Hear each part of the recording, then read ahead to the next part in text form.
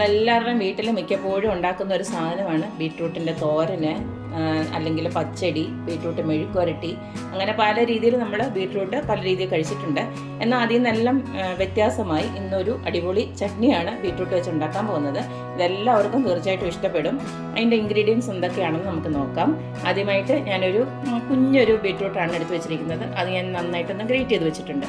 പിന്നെ നമുക്ക് ആവശ്യാനുസരണം പച്ചമുളക്, ഞാനിപ്പോൾ 2 പച്ചമുളകാണ് എടുത്ത് വെച്ചിരിക്കുന്നത്. പിന്നെ 3 ഉണക്കമുളക് എടുത്ത് വെച്ചിട്ടുണ്ട്. പിന്നെ എടുത്ത് വെച്ചിരിക്കുന്നത് വെളുത്തുള്ളി, ഒരു 7-8 അല്ലി വെളുത്തുള്ളി എടുത്ത് വെച്ചിട്ടുണ്ട്. പിന്നെ നമുക്ക് നമ്മുടെ ചമ്മന്തിക്ക് ഒക്കെ അരയ്ക്കുന്ന നമ്മുടെ പുളി ഉണ്ടല്ലോ, പിഴിപ്പുളി, അതാണ് എടുത്ത് വെച്ചിരിക്കുന്നത്. ഇത്രയും ഉണ്ടെങ്കിൽ നമുക്ക് നല്ലൊരു ബീട്രൂട്ടിൻ്റെ ചട്നി ഉണ്ടാക്കിയെടുക്കാം. ഇത്രയും മതി. ഇതിനി നമുക്കിതെല്ലാം കൂടെ ഒന്ന് എണ്ണയ്ക്കകത്തിട്ടൊന്ന് വഴറ്റിയെടുക്കണം. നമ്മുടെ ബീട്രൂട്ട് ചട്നി ഉണ്ടാക്കാനായിട്ട് ഞാനിപ്പോൾ ഒരു പാന് അടുപ്പിലോട്ട് വെച്ചിട്ടുണ്ട്.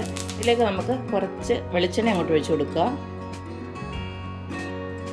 ഇതിലേക്ക് നമുക്ക് നേരത്തെ ഗ്രേറ്റ് ചെയ്ത് വെച്ചിരിക്കുന്ന ബീട്രൂട്ടും പിന്നെ നമ്മുടെ വെളുത്തുള്ളി, ഉണക്കമുളക്, പച്ചമുളക് ഇതെല്ലാം ഇട്ട് നന്നായിട്ടൊന്ന് വഴറ്റിങ് എടുക്കണം. ഈ സമയത്ത് നമ്മുടെ ആ എടുത്ത് വെച്ചിരിക്കുന്ന പുളിയില്ലേ, അതിപ്പോൾ ഇട്ട് കൊടുക്കണ്ട, നമുക്കത് ഒന്ന് അരച്ചെടുക്കണം. ആ സമയത്ത് നമുക്ക് ഇട്ട് കൊടുത്താൽ മതി.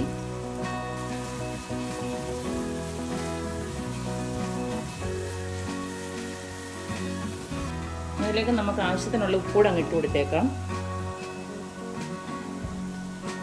ഇതിലേക്ക് നമുക്ക് കുറച്ച് കറിവേപ്പിലൂടെ അങ്ങോട്ട് ഇട്ട് കൊടുക്കാം.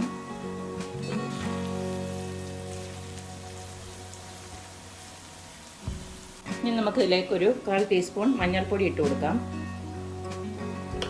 അടുത്ത ഇതിലേക്ക് നമുക്കൊരു 1/4 ടീസ്പൂണ് പഞ്ചസാര ഇട്ട് കൊടുക്കുന്നുണ്ട്. നമ്മുടെ ടേസ്റ്റൊക്കെ ഒന്ന് ബാലൻസ് ചെയ്ത് നിൽക്കാൻ വേണ്ടിയിട്ടാണ് അതുകൂടി ഇട്ട് കൊടുക്കുന്നത്. ഇതിന് നമ്മൾ പഞ്ചസാര ഇട്ടെന്ന് പറഞ്ഞിട്ട് ഇതിന് മധുരമൊന്നും ഉണ്ടാവില്ല, എരിവ് തന്നെ ആയിരിക്കും.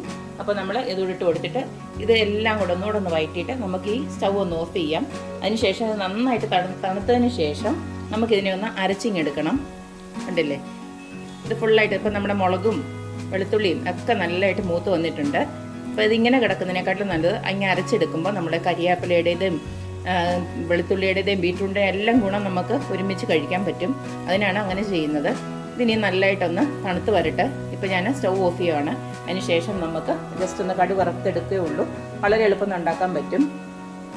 ഇപ്പം നമ്മുടെ ബീട്രൂട്ടിൻ്റെ എല്ലാം വഴറ്റിയതെല്ലാം എന്താ ഞാനിവിടെ നല്ല ഫൈനായിട്ട് അരച്ചെടുത്തിട്ടുണ്ട്.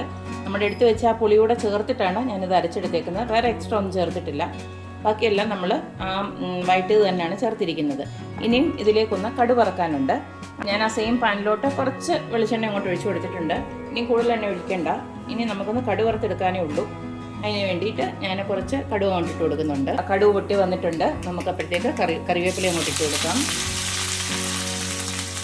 പിന്നെ ഇതിലേക്ക് കുറച്ച് നമ്മുടെ ഉഴുന്നില്ലേ, ഉഴുന്നും ഇച്ചിരി തോരപ്പരിപ്പൂടെ ഞാനൊന്ന് ഇട്ട് കൊടുക്കുകയാണ്.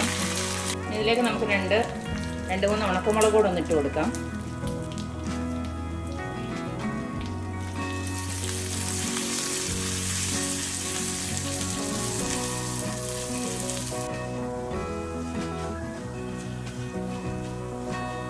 അപ്പോൾ ഇതെല്ലാം നന്നായിട്ട് മൂത്ത് വന്നിട്ടുണ്ട്. അപ്പോൾ ഇനി നമ്മുടെ അരച്ച് വെച്ച് ഇനി നമുക്കിനി സ്റ്റൗ അങ്ങ് ഓഫ് ചെയ്തേക്കാം. കാരണം ഇതില്ലെങ്കിൽ ഇനി ഇത് നന്നായിട്ട് അങ്ങ് മൂത്ത് പോകും.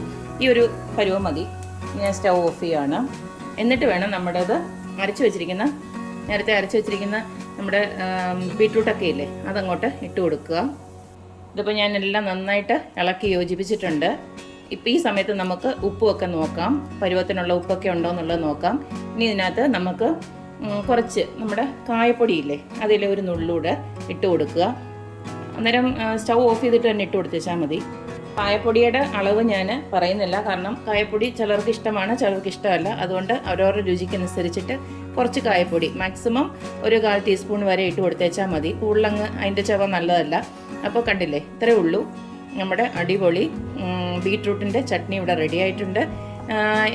ഞാൻ വളരെ കുറച്ചാണ് ഈ ബീട്രൂട്ട് വെച്ചിട്ടുള്ള ഐറ്റംസ്, നമ്മുടെ ബീട്രൂട്ട് പച്ചടിയും അതൊക്കെയാണ് കഴിച്ചിട്ടുള്ളത് കൂടുതൽ. പക്ഷേ ബീട്രൂട്ടിൻ്റെ ചട്നി ഞാൻ അങ്ങനെ കഴിച്ചിട്ടില്ല. എന്തായാലും ഞാൻ ഇത് ഒരു തവണ ട്രൈ ചെയ്ത് നോക്കിയപ്പോൾ നല്ല അടിപൊളി ടേസ്റ്റ് ആയിരുന്നു. അതാണ് നിങ്ങൾക്ക് കൂടെ ഞാനത് ഷെയർ ചെയ്തത്.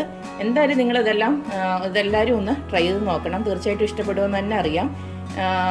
നമ്മുടെ ചോറിൻ്റെയൊക്കെ കൂടെ സൈഡ് ഡിഷായിട്ട് നമുക്ക് നല്ലൊരു ചട്നി തന്നെയാണ് ഈ ബീട്രൂട്ട് ചട്നി. അത് മാത്രമല്ല ബീട്രൂട്ടിൻ്റെയൊക്കെ ഗുണങ്ങൾ എല്ലാവർക്കും അറിയാമല്ലോ. ബീട്രൂട്ട് ചിലപ്പം നമ്മൾ തോരനായിട്ടൊക്കെ വെച്ച് കഴിഞ്ഞാൽ എല്ലാവരും ഒന്നും കൂട്ടണമെന്നില്ല, പക്ഷേ ഈ ഒരു ഐറ്റമായിട്ട് വെച്ച് കൊടുത്തു കഴിഞ്ഞാൽ എല്ലാവരും കഴിച്ചോളും. ഈ ഒരു അടിപൊളി ബീട്രൂട്ട് ചട്നി എല്ലാവരും ട്രൈ ചെയ്ത് നോക്കുക. അപ്പോൾ എപ്പോഴും പറയുന്ന പോലെ എൻ്റെ റെസിപ്പീസ് ഇഷ്ടമുള്ള എല്ലാവരും please like, share and subscribe. അപ്പോൾ ഒരു അടിപൊളി വീഡിയോ ആയിട്ട് വരുന്നത് വരേക്കും ബൈ.